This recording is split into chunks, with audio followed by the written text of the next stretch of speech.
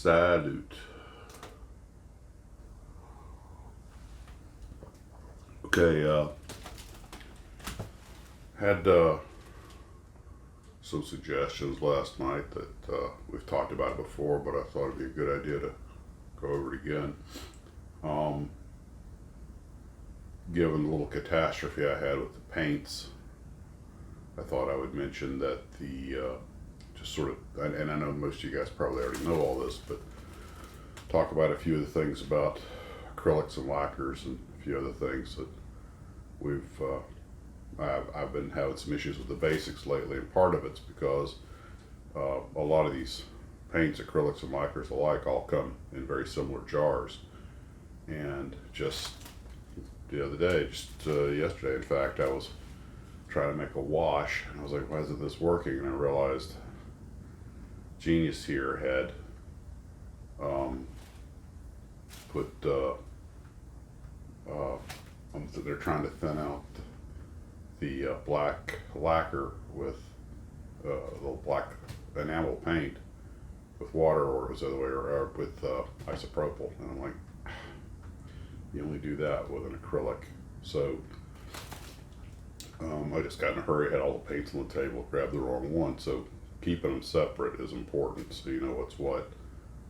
It's just amazing when your mind is on something else, the basic mistakes you can make. And not that long ago, I tried to blend a couple of colors and realized, oh crap, that's enamel and acrylic. So again, paint 101. They don't mix. Enamels you can mix with enamels, acrylics with acrylics, and lacquers with lacquers. But you don't try to mix an acrylic with an enamel. It will not work. The stripper, a lot of us use acetone to clean the brushes and stuff, and that's fine. But the stripper is not the same thing as like a tester's thinner or a proper thinner. And if you try to use the stripper to thin your paints, you're going to find they dry very quickly. They'll dry coming out of the spray gun sometimes. It's a different chemical. Acetone is not the same thing as thinner, although it's good for cleaning the brushes. So use a proper thinner. I use isopropyl alcohol, but you can use water with the acrylics. That's fine, but use thinner to thin your paints, and it's okay to use the much cheaper acetone to strip them, to clean the brushes.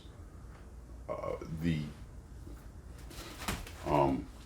enamels, as we mentioned before, they have a certain acidity. They actually bite into the paint, into the plastic.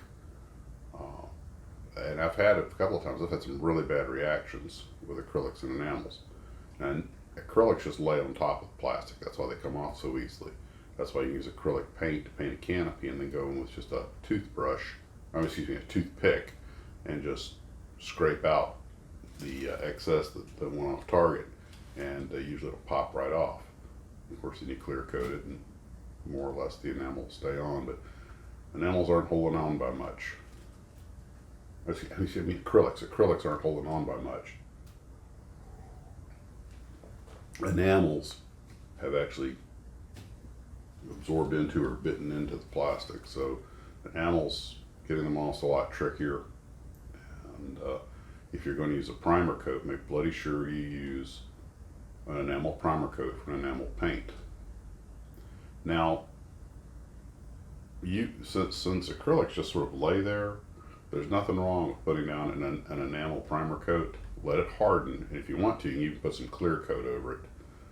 And then once it's truly cured, at least a couple hours. Some people wait a day. Then you can put an acrylic on top of an enamel. That's not a problem, but it doesn't work the other way around. If you lay an acrylic primer coat down, let it harden, and then hit it with an enamel, you're going to have a lot of trouble, very possibly. And because basically you have this thin coat of a dry coarse paint just laying on the plastic, and then you hit it with this acid, and that acid is going to try to bite into it. There are all kinds of potential reactions. So enamels are enamels, acrylics are acrylics. If you're going to put a base coat or primer coat down, then it's okay to put an enamel primer coat down, but don't and put an acrylic over it, but don't put an acrylic primer coat down and then go over it with an enamel. You're begging for disaster. And of course, I like using acrylics because they dry so quickly. One of the things I didn't talk about yesterday was one of the reasons the blue GTO had some rough spots was I was trying to paint the trim, and it's like, you know, with my old eyes, it looks okay. And then when I set it down, I realized somehow I'd gotten a hint of silver paint on my finger, and I had smeared some silver paint in several spots. And of course, that silver showed up on the blue, so I tried to go and touch it up, but that touching it up with a brush didn't match the airbrush, so I had to go in, or excuse me, the spray can, because that was a rattle can. So I had to go in and block everything off and hit it with the rattle can again, but there were a couple of areas I just couldn't do that, so I had to go ahead and touch up with a brush, and you can see the change in consistency. So make bloody sure your hands are clean before you go handling the thing. Amazing how easy it is to unconsciously smear, well, paint or glue. All the guys out there know what they're doing, have a nice holder that holds the model so they don't have to touch it and they can rotate it. And why I haven't gotten one, why my cheapskate self hasn't bought one of those, I don't know. Normally I put them on a stick or something, but sometimes I just tape the thing to a stick, and that doesn't always work. Another thing is about priming. A lot of guys have said that if you're painting the model in a darker color, like say it's white plastic and you're going to paint it black, you don't really need to prime it. You can just wash it, you know. And we talk about washing. A lot of guys say they don't wash their models. They don't have the modern techniques. They haven't had any trouble with release agents, and other people say they have. So maybe it depends on who made the model, but the more serious guys will wash them. So probably not a bad idea. Probably doesn't matter as much on something like a tank, but if you're going to do a nice shiny car, you should probably be washing it. And everybody says use a degreaser like Dawn or something, and it doesn't take a real strong mix. Just a couple of folks have said you should get some warm water, not hot water, just degrease it in warm water. And also a couple of serious folks say take your primer and your paints and put them in a tub of hot water for a while and let them warm up. Apparently, not boil them, don't get them hot, but apparently if you can get the can up around 80 degrees, then it'll, and shake it well, then it'll just perform better. And there's a couple of guys out there that just use good old-fashioned Rust-Oleum, and they have some of the most beautiful car models you've ever seen. I mean, rattle can Rust-Oleum, and their work is bloody near flawless. And so that's also an option. I used Rust-Oleum on my big Mercury capsule, the big Atomic City MRC Mercury capsule, because it was just so big. Worked great. So, and this is just, the basics. Clean your brushes. I mean, I only touch on these things because they're easy to forget. You get in a hurry or something, or you get mixed up. I've got so many paints in similar bottles. After every build, I have to go and reseparate them. Acrylics over here, Laquers, Enamels over here, and it's just real easy to forget what you painted the thing with.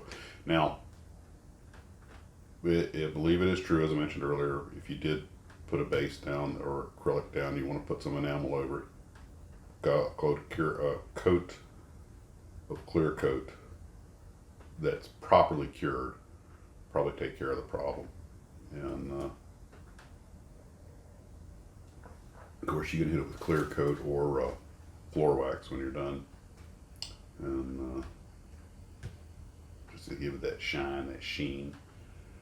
And one thing though is a lot of guys like to put clear coat over the paint, gloss, so the decals will slide on better. Apparently they'll hug better to that smooth surface. But if it's like a World War II fighter plane, then you've got to hit it with the dull coat when you're done.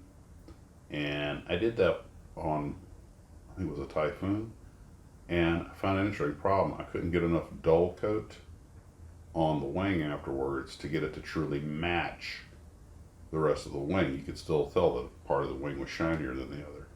So what I'd recommend is if you're going to do that, you probably want to cover the whole airplane in gloss coat, put your decals on, and of course leave your canopy taped off or whatever, because then you're going to have to hit the whole thing in dull coat several times to get it an even dull coat.